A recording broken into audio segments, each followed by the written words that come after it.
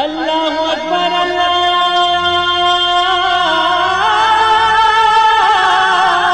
اکبر۔ السلام علیکم ورحمۃ اللہ وبرکاتہ۔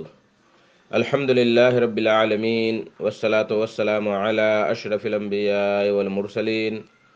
نبینا محمد وعلی آلہ وصحبہ اجمعین ومن تبعہم بإحسان الی یوم الدین، اما بعد۔ میرے دوستو، بزرگوں، اسلامی بھائیوں اور بہنوں، سامعین و سامعات کرام، صدائے حق سننے والے ساتھیوں، آج 15 شوال 1442 ہجری، 28 مئی 2021 عیسوی، 14 گتے جیٹھ 2078 بکرمی، جمعہ کا دن، میں محمد مستقی مدنی آپ لوگوں کی خدمت میں صدائے حق کا پروگرام لے کر حاضر ہو گیا ہوں۔ یہ پروگرام آپ روزانہ junk Nandini FM 95.5 mega hers پر 1:30 بجے سے 2:15 بجے تک سماعت فرماتے آ رہے ہیں۔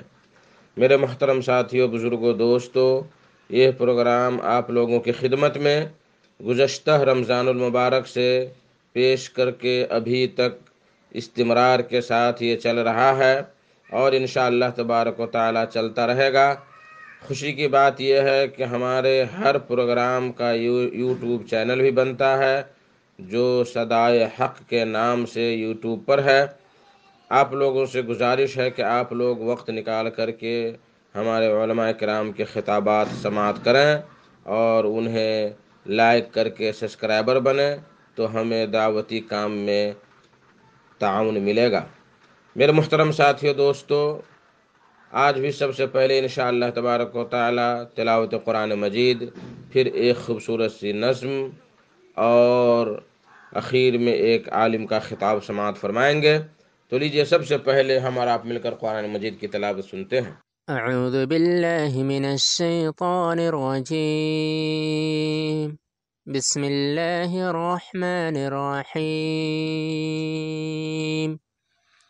آمن الرسول بما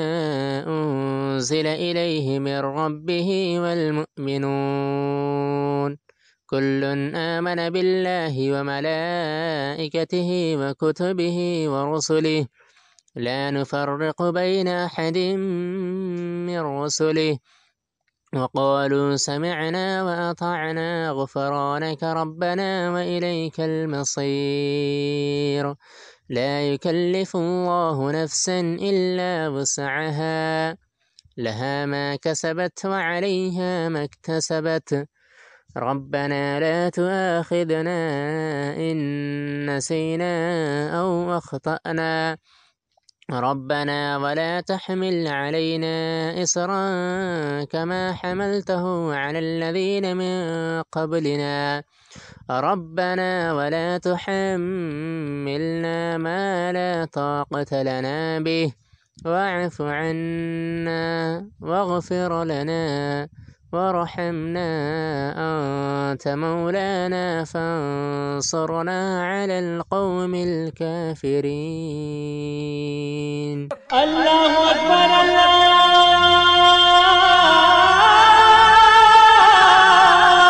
اکبر۔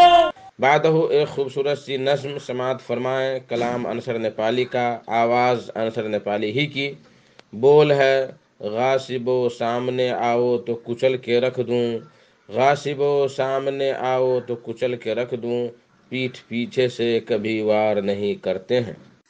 غاصبو سامنے آؤ تو کچل کے رکھ دوں، غاصبو سامنے آؤ تو کچل کے رکھ دوں، پیٹھ پیچھے سے کبھی وار نہیں کرتے ہیں، پیٹھ پیچھے سے کبھی وار نہیں کرتے ہیں، کانپ اٹھتا ہے میرے آنے سے میدان جنگ، کانپ اٹھتا ہے میرے آنے سے میدان جنگ، بزدلو مرنے سے ہم لوگ نہیں ڈرتے ہیں، بزدلو مرنے سے ہم لوگ نہیں ڈرتے ہیں، ہو کہ شمشیر بکف مسجد اقصی کے لیے، ہو کہ شمشیر بکف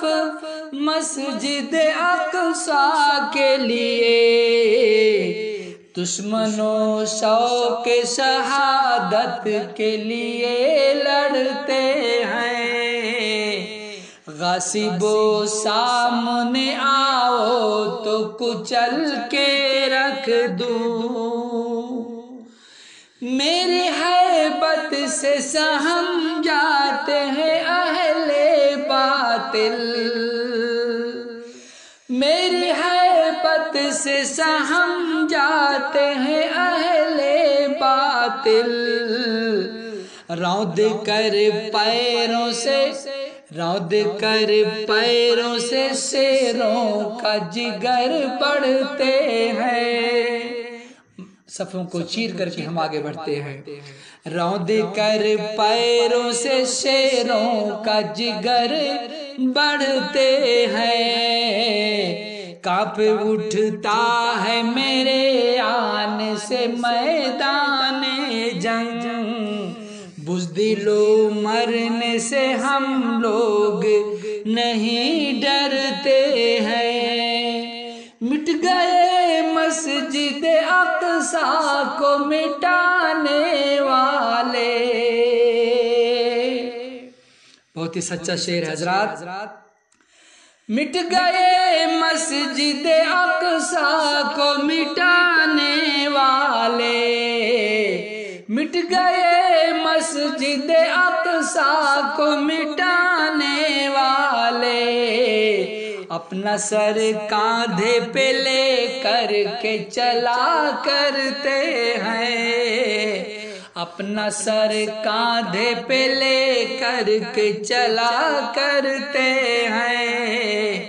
غاصبوں سامنے آؤ تو کچل کے رکھ دوں،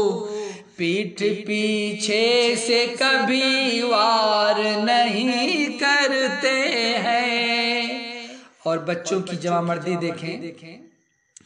جاگتی آنکھوں سے سوتے نہیں بچے میرے، کہیں ایسا نہ ہو بم گر جائے عمارت ڈھہ جائے، جاگتی آنکھوں سے سوتے نہیں بچے میرے، جاگتی آنکھوں سے سوتے نہیں بچے میرے،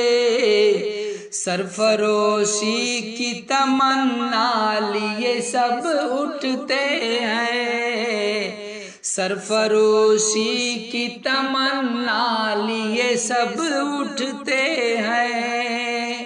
آج انصر کی دعاؤں کو بھی سن لے یا رب، آج انصر کی دعاؤں کو بھی سن لے یا رب، دونوں ہاتھوں کو اٹھا کر کے دعا کرتے ہیں، دونوں ہاتھوں کو اٹھا کر کے دعا کرتے ہیں، غاصبوں سامنے آؤ تو کچل کے رکھ دوں، پیٹھ پیچھے سے کبھی وار نہیں کرتے ہیں، اللہ اکبر اللہ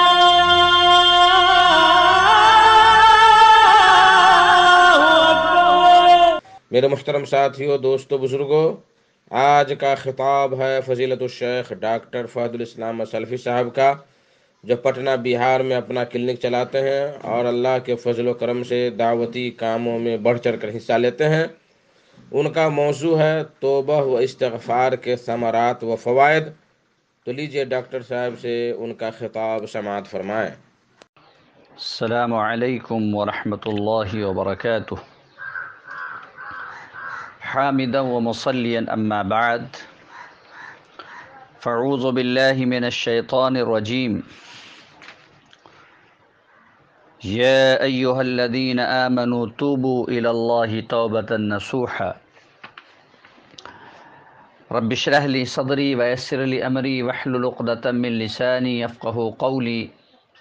اللهم رب زدني علما وارزقني فهما۔ لائق تعریف و رب ذوالجلال ہے جس نے ہم تمام کو پیدا کیا اور ہماری رہنمائی اور رشد و ہدایت کے لیے انبیاء علیہم الصلاۃ والسلام کا سلسلہ جاری کیا۔ آخر میں جناب محمد الرسول اللہ صلی اللہ علیہ وسلم کی بعثت ہوئی۔ درود و سلام نازل ہو اللہ تعالیٰ کے تمام نیک اور برگزیدہ بندوں پر، بالخصوص ہمارے آخری نبی احمد مجتبی محمد مجتبی رسول اکرم صلی اللہ علیہ وسلم پر۔ اللہم صلی علی محمد وعلی آل محمد کما صلیت علی ابراہیم وعلی آل ابراہیم انک حمید مجید۔ اللہم بارک علی محمد وعلی آل محمد کما بارکت علی ابراہیم وعلی آل ابراہیم انک حمید مجید۔ میرے دینی اور ملی بھائیوں، آج کے درس میں توبہ اور استغفار کے فوائد اور ثمرات کی مناسبت سے کچھ دیر باتیں ہوں گی۔ اللہ تعالیٰ سے دعا ہے کہ الہ العالمین تو مجھے کہنے کے ساتھ ساتھ عمل کرنے کی توفیق عطا فرما، اور ہم تمام سامعین کو، سننے والوں کو سننے کے ساتھ ساتھ عمل کرنے کی بھی توفیق عطا فرما۔ ہم میں سے ہر شخص خطا کار اور گنہگار ہے، لیکن خطا کاروں میں بہتر وہ ہے جو ہم میں سب سے زیادہ توبہ کرنے والا، اللہ تعالیٰ کی طرف رجوع کرنے والا اور اس سے صدق دل کے ساتھ بار بار معافی طلب کرنے والا ہو۔ حضرت انس رضی اللہ تعالیٰ عنہ بیان کرتے ہیں کہ آپ صلی اللہ علیہ وسلم نے ارشاد فرمایا کہ کل بنی آدم خطاؤن وخیر الخطائین التوابون، کہ حضرت آدم علیہ السلام کی ساری اولاد انتہائی خطا کار ہے، اور خطا کاروں میں سب سے بہتر وہ ہیں جو سب سے زیادہ توبہ کرنے والے ہوں۔ جامع ترمذی حدیث نمبر 2499، ابن ماجہ حدیث نمبر 4251۔ علامہ البانی رحمہ اللہ نے اس روایت کو حسن قرار دیے۔ اور خطا کار انسان اپنی خطاؤں سے توبہ تب کرتا ہے جب وہ ان کا بوجھ محسوس کرتا ہے، بلکہ سچا مومن تو ہوتا ہی وہ ہے جو خالق کائنات کی نافرمانی کرنے کے بعد اسے راضی کرنے کے لیے بے تاب ہو جاتا ہے، اور گناہوں کا ارتکاب کرنے کے بعد اللہ تعالیٰ کی ناراضگی اور اس کے عذاب سے بچنے کے لیے فوراً اس سے معافی مانگ لیتا ہے۔ حضرت عبداللہ بن مسعود رضی اللہ تعالیٰ عنہ فرماتے ہیں کہ ان المؤمن یرا ذنوبہ کأنہ قاعد تحت جبل یخاف ان یقع علیہ وان الفاجر یرا ذنوبہ کذباب مر علی انفہ فقال به ہکذا قال ابو شہاب بیدہ فوق انفہ، کہ ایک مومن اپنے گناہوں کو یوں محسوس کرتا ہے کہ جیسے وہ کسی پہاڑ کے نیچے بیٹھا ہو اور اسے اندیشہ ہو کہ یہ ابھی مجھ پر گر پڑے گا اور میں ہلاک ہو جاؤں گا، جبکہ ایک فاجر اپنے گناہوں کو یوں محسوس کرتا ہے جیسے ایک مکھی اڑتے اڑتے اس کی ناک پر آ کر بیٹھی اور اس نے ہاتھ کا اشارہ کیا اور وہ اڑ کر چلی گئی۔ صحیح بخاری کتاب الدعوات باب التوبہ حدیث نمبر 6308۔ جبکہ ہماری حالت یہ ہے کہ ہم متعدد گناہ بار بار کرتے ہیں اور ہمیں احساس بھی نہیں ہوتا کہ ہم اللہ کی نافرمانی کر رہے ہیں، اس لیے ہم اس سے معافی مانگ کر اسے راضی کر لیں اور اس کے عذاب سے بچ جائیں۔ اور بہت سارے مسلمان بڑے بڑے گناہوں کا ارتکاب کرتے ہیں، لیکن ایسے لگتا ہے کہ جیسے انہیں ان گناہوں کے عذاب کا کوئی ڈر نہیں۔ مثلاً درباروں مزاروں پر جا کر غیر اللہ کے سامنے سجدہ ریز ہوتے ہیں، ان کے نام کی نظر و نیاز پیش کرتے ہیں، انہیں حاجت روا اور مشکل کشا تصور کرتے ہوئے ان سے مانگتے ہیں، ان سے امیدیں وابستہ کرتے ہیں، یا انہیں اپنی حاجات کے لیے اللہ تعالیٰ کی طرف وسیلہ بناتے ہیں اور مشکلات میں ان کو پکارتے ہیں۔ یہ سب کچھ کرنے کے باوجود انہیں احساس تک نہیں ہوتا کہ وہ ان شرکیہ افعال کے ذریعے اللہ تعالیٰ کی ناراضگی مول لے رہے ہیں، اور اللہ نہ کرے اگر اسی حالت میں وہ مر جائیں تو سیدھے جہنم میں جائیں گے۔ اس کے برعکس وہ اپنے اس طرز عمل پر بالکل مطمئن دکھائی دیتے ہیں، اور اگر کوئی موحد انہیں شرک سے ڈرائے اور عقیدہ توحید کو اختیار کرنے کی نصیحت کرے تو وہ شرک سے برات اور سچے دل سے توبہ کرنے کی بجائے اس کے گلے پڑ جاتے ہیں، یا کم از کم اسے مختلف القاب سے نوازتے ہیں، اس کی دعوت کو قابل اعتنا ہی نہیں سمجھتے۔ اسی طرح آپ بہت سارے مسلمانوں کو کئی بدعات میں اس طرح منہمک پائیں گے کہ وہ انہیں دین کا لازمی حصہ تصور کرتے ہیں، اور اگر کوئی متبع سنت انہیں دین میں بدعات ایجاد کرنے کی سنگینی پر متنبہ کرے اور انہیں اس بات سے آگاہ کرے کہ دین میں ہر نیا کام جس کا ثبوت قرآن و حدیث اور صحابہ کے عمل سے نہ ملتا وہ بدعت ہے، اور ہر بدعت گمراہی ہے، تو وہ توبہ اور استغفار کی بجائے اس کے جواب میں یہ کہتے ہیں کہ یہ کوئی برا کام تھوڑا ہے، یہ تو نیکی کا کام ہے۔ گویا وہ ان بدعات پر یوں مطمئن نظر آتے ہیں کہ انہیں اس بات کا احساس ہی نہیں ہوتا کہ وہ اللہ کا تقرب حاصل کرنے کی بجائے اس کو ناراض کر رہے ہیں، اور قیامت کے دن جب یہ لوگ حوض کوثر کی طرف بڑھ رہے ہوں گے تو انہیں دھکے دے کر پیچھے ہٹا دیا جائے گا، اور نبی کریم صلی اللہ علیہ وسلم ان کے بارے میں کہیں گے کہ وہ لوگ دور چلے جائیں جنہوں نے میرے دین کا حلیہ بگاڑ دیا تھا۔ شرک و بدعت کے علاوہ اور بھی بہت سے ایسے جرائم ہیں جو آج مسلمانوں میں بری طرح رچ بچ چکے ہیں، اور مسلمان ان کے ایسے خوگر ہیں کہ انہیں گناہ ہی نہیں سمجھتے۔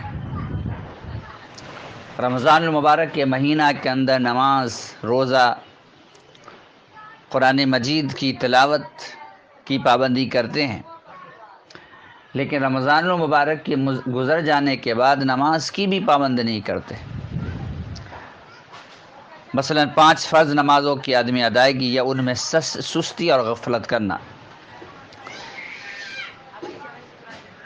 زکوٰۃ دینے سے کنارہ کشی اختیار کرنا، استطاعت کے باوجود فریض حج کی ادائیگی سے ٹال مٹول کرنا، والدین کی نافرمانی اور رشتہ داروں سے بدسلوکی کرنا، لین دین کے معاملات میں جھوٹ بولنا، دھوکہ دینا اور فراڈ کرنا، جوئے بازی، رشوت خوری اور سودی لین دین کرنا، مسلمانوں سے حسد کرنا، ان کے بارے بغض اور کینہ رکھنا وغیرہ، یہ ایسے گناہ ہیں کہ انہیں انتہائی معمولی سمجھ کر ان کا ارتکاب کیا جاتا ہے، چہ جائے کہ ان کا ارتکاب کرنے والے اپنے اندر ان کی حرارت محسوس کریں، یا اپنے اوپر پہاڑ جیسا بوجھ تصور کریں، یا اللہ کی پکڑ اور اس کے عذاب سے خوف کھائیں، اور پھر اس کی طرف رجوع کرتی اس سے مغفرت طلب کریں اور اسے راضی کر کے اپنی اصلاح شروع کر دیں۔ حضرت انس رضی اللہ تعالی عنہ اپنے دور کے لوگوں سے کہا کرتے تھے، انکم لتعملون اعمالا هی ادق فی اعینکم من الشعر ان کننا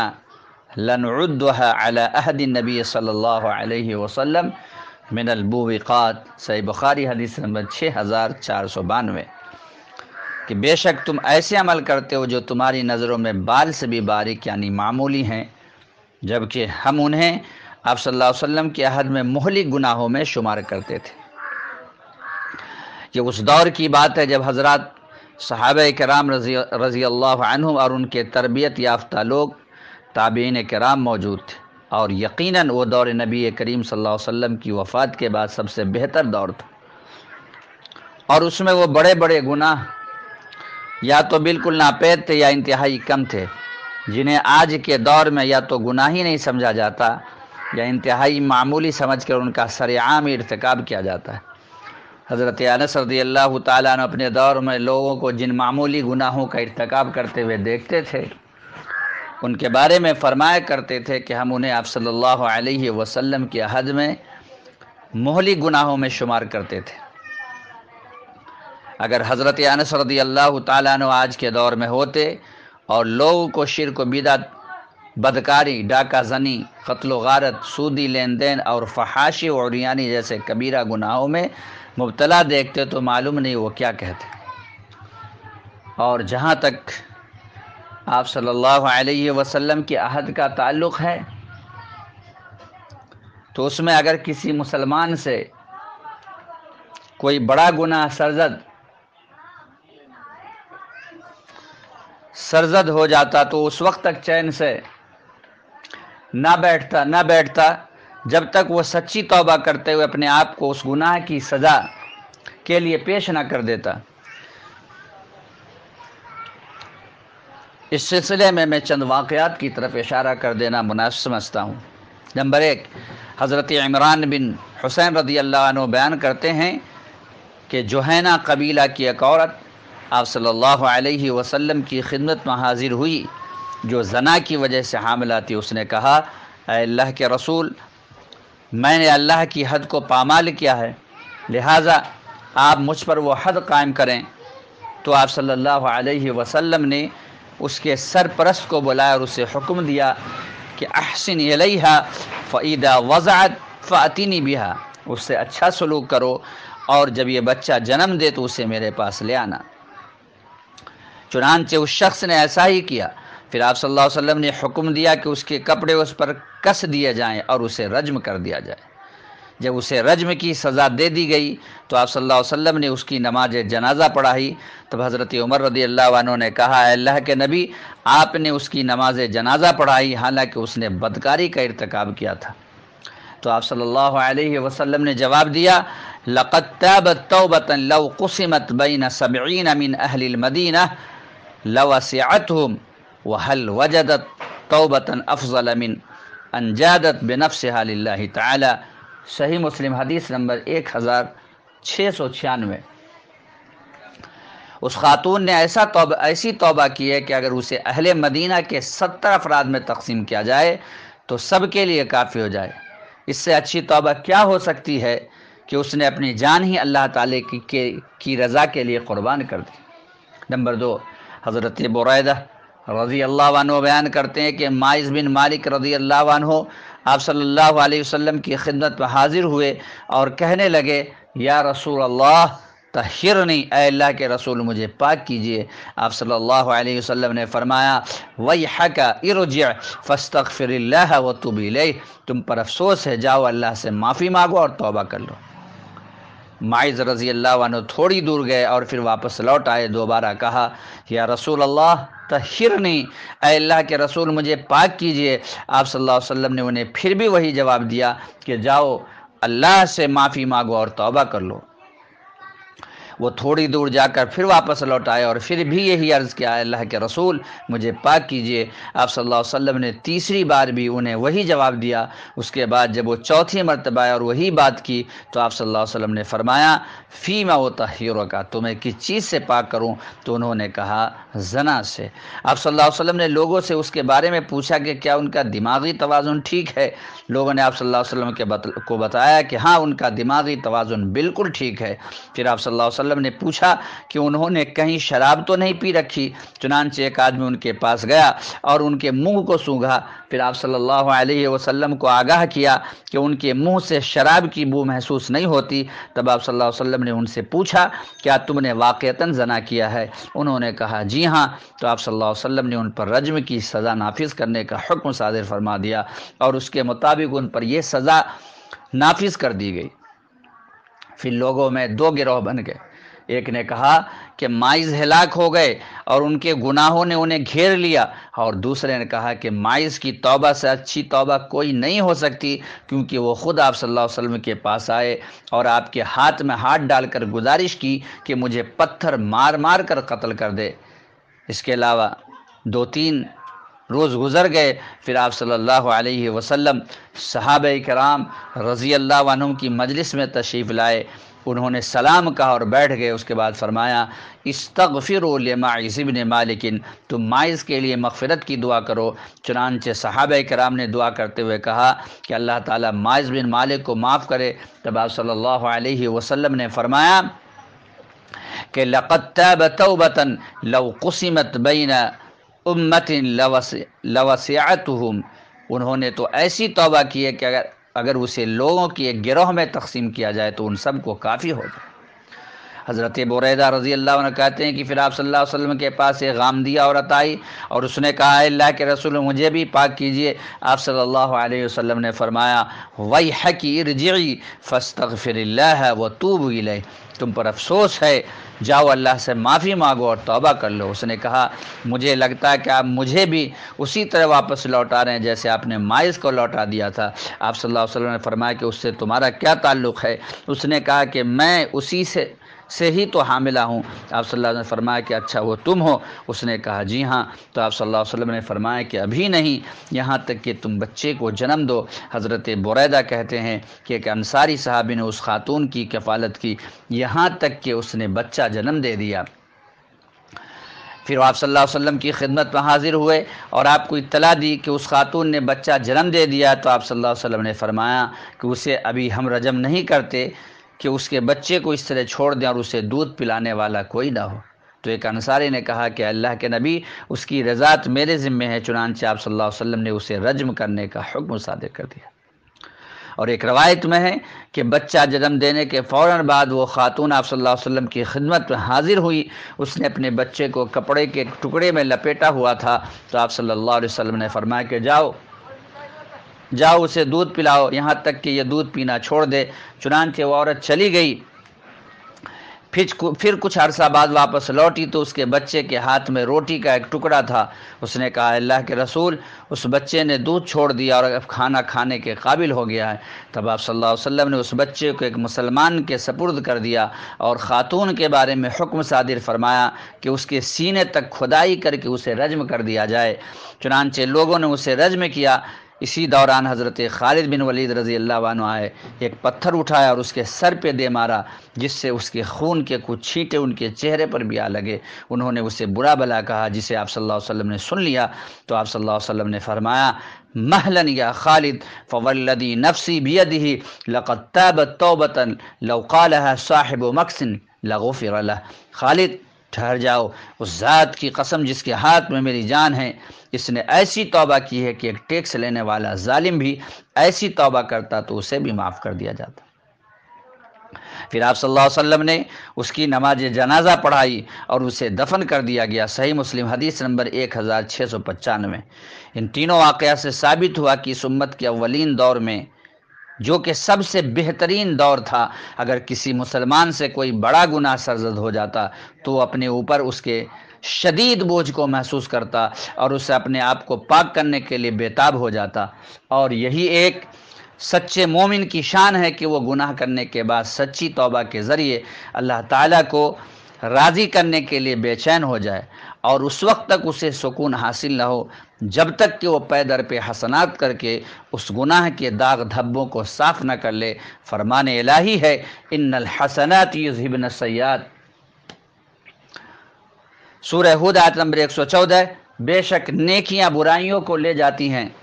اور برائیوں کو اپنے نام اعمال سے مٹانے کے لیے سب سے پہلے نیکی توبہ و استغفار ہے۔ مومنوں کو توبہ اور استغفار کا حکم اللہ تعالیٰ نے اپنے پیارے نبی حضرت محمد صلی اللہ علیہ وسلم کو استغفار کا حکم دیا۔ اللہ تعالیٰ کا ارشاد ہے واستغفر اللہ ان اللہ کان غفورا رحیما، سورہ النساء نمبر 106۔ اور آپ اللہ تعالیٰ سے بخشش طلب کیجئے، بے شک اللہ تعالیٰ بڑا معاف کرنے والا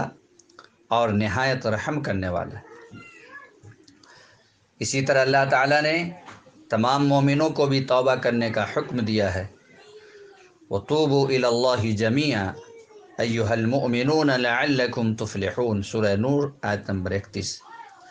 اور اے مومنو، تم سب کے سب اللہ کی جناب میں توبہ کرو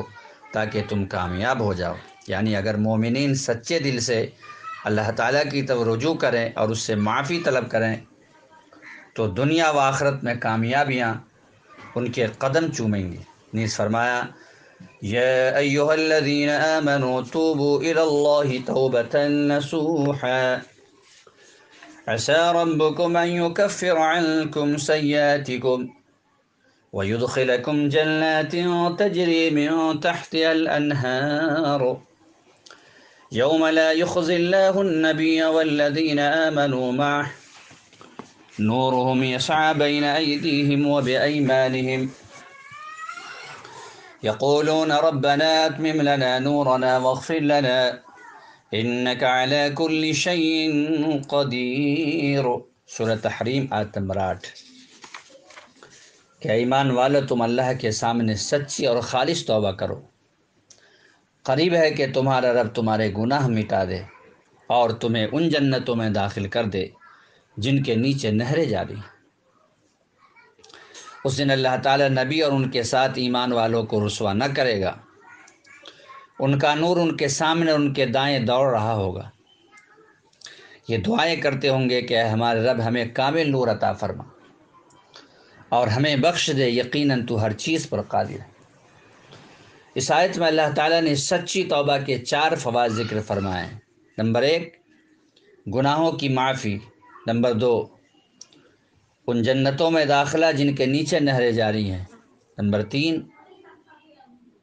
قیامت کی دن کی رسوائی سے تحفظ، نمبر 4 اس دن ان کا نور جو ان کے آگے اور دائیں دوڑ رہا ہوگا۔ ان تمام آیات سے معلوم ہوا کہ سارے مومنین اللہ کی طرف سے مامور ہیں کہ وہ اپنے گناہوں سے توبہ کریں اور اس سے معافی طلب کریں۔ اللہ تعالیٰ اپنے ان بندوں کی تعریف کرتا جو اس سے مغفرت طلب کرتے ہیں۔ اللہ تعالیٰ کا ارشاد ہے الذين يقولون ربنا اننا آمنا فاغفر لنا ذنوبنا وقنا عذاب النار الصابرين والصادقين والقانتين والمنفقين والمستغفرين بالاسحار۔ سورہ آل عمران آیت نمبر 16 اور 17۔ جو کہتے ہیں کہ ہمارا رب ہم ایمان لا چکے اس لیے ہمارے گناہ معاف فرما اور ہمیں آگ کے عذاب سے بچا، جو صبر کرنے والے، سچ بولنے والے، فرما برداری کرنے والے، اللہ کی راہ میں خرچ کرنے والے اور پچھلی رات کو بخشش مانگنے والے ہیں۔ اور آپ صلی اللہ علیہ وسلم فرمایا کرتے تھے یا ایھا الناس توبوا الی ربکم فواللہ انی لا اتوب الی اللہ عز وجل فی اليوم 100 مرہ۔ اے لوگو تم اپنے رب کی طرف توبہ کرتے رہا کرو، اللہ کی قسم میں ایک دن میں 100 مرتبہ اللہ کی جناب میں توبہ کرتا ہوں۔ مسند احمد حدیث نمبر 17880، صحیح مسلم حدیث نمبر 2702۔ جب آپ صلی اللہ علیہ وسلم ایک دن میں 100 مرتبہ توبہ کرتے، حالانکہ آپ امام الانبیاء ہیں اور اللہ تعالیٰ نے آپ صلی اللہ علیہ وسلم کی تمام اگلی پچھلی خطائیں معاف فرما دی تھی، تو آپ صلی اللہ علیہ وسلم کی امت کو اور زیادہ توبہ کا اہتمام کرنا چاہیے۔ توبہ کرنا انبیاء علیہ السلام کا شیوا ہے، توبہ کرنا انبیاء علیہ السلام کا شیوا ہے۔ حضرت آدم علیہ السلام اور ان کی زوج حضرت حوا کو جب شیطان نے بہکایا اور وہ دونوں اس درخت کو چکھ بیٹھے جس کے قریب جانے سے انہیں منع کیا گیا تھا، تو انہوں نے اعتراف خطا کے ساتھ یوں توبہ کی ربنا ظلمنا انفسنا وان لم تغفر لنا وترحمنا لنکونن من الخاسرین۔ سورہ اعراف آیت نمبر 23۔ کہ اے ہمارے رب ہم نے اپنے آپ پر ظلم کیا اور اگر تو نے ہمیں معاف نہ کیا اور ہم پر رحم نہ کیا تو ہم یقیناً خسارہ پانے والوں میں سے ہو جائیں گے۔ اور حضرت نوح علیہ السلام نے جب اپنے لخت جگر کو طوفان کی موجوں میں ڈوبتے ہوئے دیکھا تو شفقت پدری سے متاثر ہو کر وہ اللہ تعالیٰ کو پکار اٹھے کہ میرا بیٹا میرے گھر والوں میں سے ہے اور تیرا وعدہ برحق ہے اور تو سب سے بڑا حاکم ہے۔ تب اللہ تعالیٰ نے انہیں یہ بتاتے ہوئے کہ آپ کا بیٹا چونکہ آپ پر ایمان نہیں لایا اس لیے وہ آپ کے گھر والوں میں سے نہیں ہے، آپ کو تنبیہ کی کہ جس بات کا آپ کو علم نہیں اس کا سوال مت کیجیے ورنہ آپ نادانوں میں سے ہو جائیں گے۔ اس پر حضرت نوح علیہ السلام نے فوراً اللہ تعالیٰ سے معافی مانگتے ہوئے کہا رب انی اعوذ بک ان اسألک ما لیس لی بہ علم وَإِلَّا تَغْفِرْ لِي وَتَرْحَمْنِي أَكُن مِّنَ الْخَاسِرِينَ سورہ ہود آیت نمبر 47 کہ اے میرے رب میں تیری پناہ مانگتا ہوں اس سے کہ میں تجھ سے اس چیز کا سوال کروں جس کا مجھے علم نہیں، اور اگر تو نے مجھے معاف نہ کیا اور مجھے آغوش رحمت میں نہ لیا تو میں خسارہ پانے والوں میں سے ہو جاؤں گا۔ اور حضرت موسیٰ علیہ السلام نے جب ایک آدمی کو مکہ مارا اور اس سے اس کی موت واقع ہو گئی تو فوراً اللہ تعالیٰ کی طرف رجوع کیا اور اپنی خطا کا اعتراف کرتے ہوئے اللہ تعالیٰ سے یوں بخشش طلب کی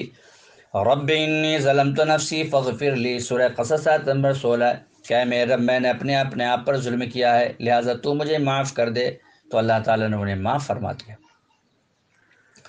اور جب حضرت داؤد علیہ السلام کو آزمایا گیا اور یہ سمجھ گئے کہ انہیں واقعتاً آزمائش میں ڈالا گیا ہے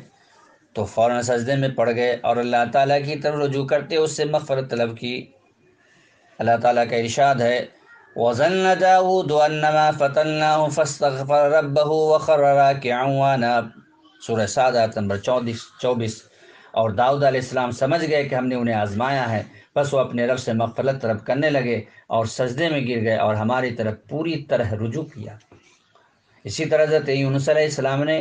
بھی مچھلی کے پیٹ میں اپنی خطا کے اعتراف کرتے ہوئے اللہ تعالیٰ سے یوں معافی مانگی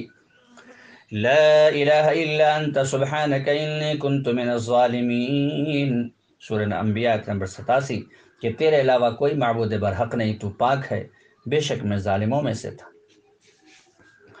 اور جہاں تک امام الانبیاء حضرت محمد صلی اللہ علیہ وسلم کا تعلق ہے تو آپ اس قدر کثرت سے استغفار کرتے اور توبہ کرتے کہ صحابہ کرام رضی اللہ عنہ صرف ایک مجلس میں آپ صلی اللہ علیہ وسلم کی زبان مبارک سے یہ دعا 100 مرتبہ سنتے تھے رب اغفر لی وتب علی انک انت التواب الغفور اے میرے رب مجھے معاف کر دے اور میری توبہ قبول فرما، یقیناً تو ہی خوب توبہ قبول کرنے والا، بڑا معاف کرنے والا۔ صحیح حدیث نمبر 556۔ اور آپ صلی اللہ علیہ وسلم نے اپنے پیارے صحابی حضرت ابو بکر صدیق رضی اللہ تعالیٰ عنہ کو استغفار و توبہ کے لیے ایک دعا سکھلائی اور انہیں ہر نماز میں اس کے پڑھنے کا حکم دیا، جو یہ ہے اللہم انی ظلمت نفسی ظلما کثیرا ولا یغفر الذنوب الا انت فاغفر لی مغفرۃ من عندک وارحمنی انک انت الغفور الرحیم۔ صحیح بخاری حدیث نمبر 834، صحیح مسلم حدیث نمبر 2705۔